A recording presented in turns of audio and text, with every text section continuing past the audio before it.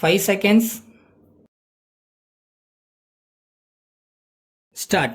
மாண்புமிகு தலைவர் அவர்களே, இந்த அவையின் முன் மாண்புமிகு நிதியமைச்சர் அவர்கள் சமர்ப்பித்துள்ள வரவு செலவு திட்டத்தை நான் பொதுவாக ஆதரிக்கிறேன்.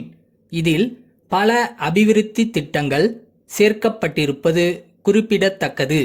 வரவு செலவு திட்டத்தில் துண்டு விழுந்துள்ளதால் புதிய வரிமுறைகள் போடப்பட்டிருக்கின்றன.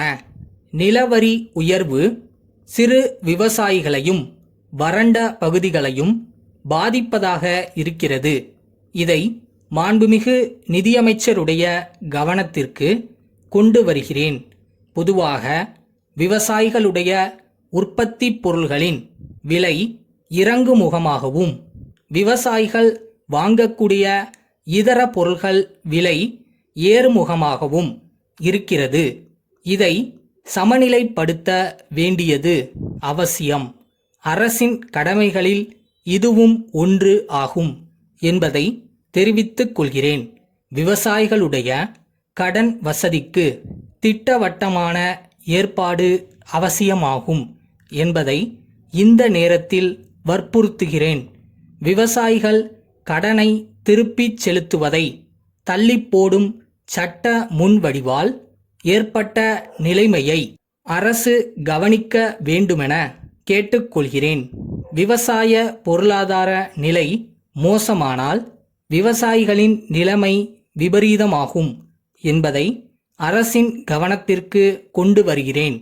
கிராமங்களில் கூட்டுறவு வங்கிகள் ஏற்படுத்தி விவசாயிகளுக்கு கஷ்டம் இல்லாமல் விரைவில் கடன் கிடைப்பதற்கு வேண்டிய ஏற்பாடுகள் செய்ய வேண்டியது அவசியம் ஆகும். இது பற்றி அரசு கவனம் செலுத்த வேண்டுமென்று கேட்டுக்கொள்கிறேன். அதோடு விவசாயிகளுக்கு 1 வருட காலத்தில் 4 முதல் 6 மாதங்கள்தான் வேலை கிடைக்கிறது என்பதை குறிப்பிட விரும்புகிறேன். எஞ்சிய மாதங்களில் விவசாயிகளுக்கு சிறு குடிசை தொழில்களை ஏற்படுத்தி கொடுக்க வேண்டும். மேலும் கிராமங்களுக்கு போதிய அளவு மின்சாரம் விஸ்தரிக்கப்பட வேண்டுமென்று கேட்டுக்கொள்கிறேன். அபிவிருத்தி திட்டங்களில் கூட்டுறவு சங்கங்களும் உள்ளாட்சி நிர்வாகமும் பங்கு கொள்ள செய்ய வேண்டியது அவசியம் என்பதனை ஞாபகப்படுத்துகிறேன்.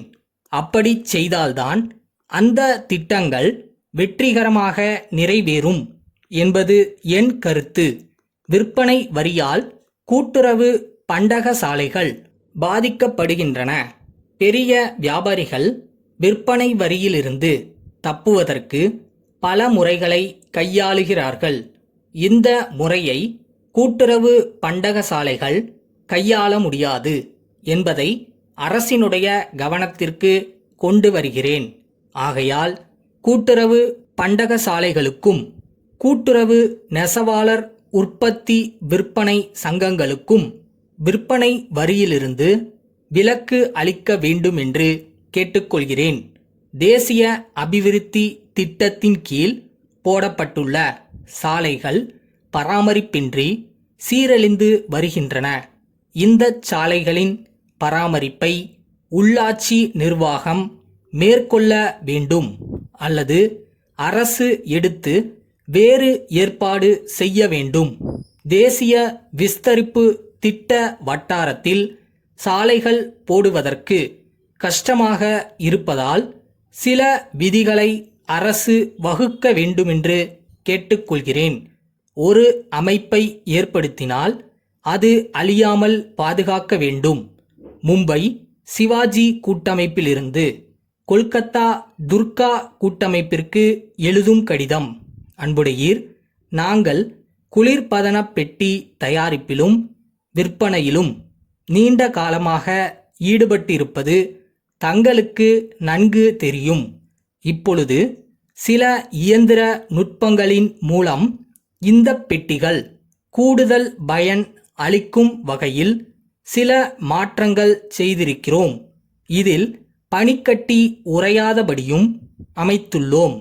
கூடுதலாக அறைகள் ஏற்படுத்தப்பட்டு இருப்பதால் பால் போன்ற திரவப் பொருள்கள் ஓர் அறையிலும் இதர காய் கனி போன்ற பொருள்களை வேறு அறைகளிலும் வைத்துக்கொள்ள வசதியாக அமைக்கப்பட்டுள்ளது.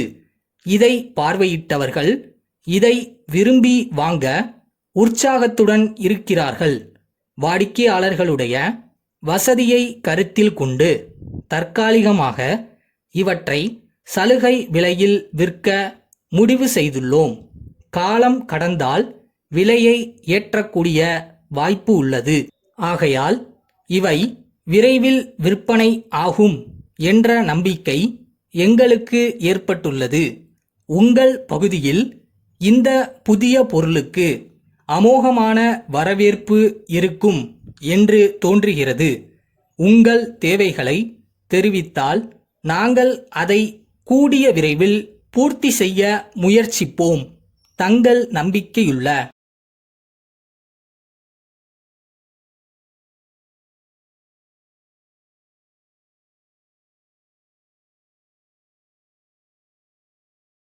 உனக்குள்ள இருக்கிற அந்த மனசாட்சி இன்னும் உன்னால முடியும்னு நம்பிட்டு இருக்கு.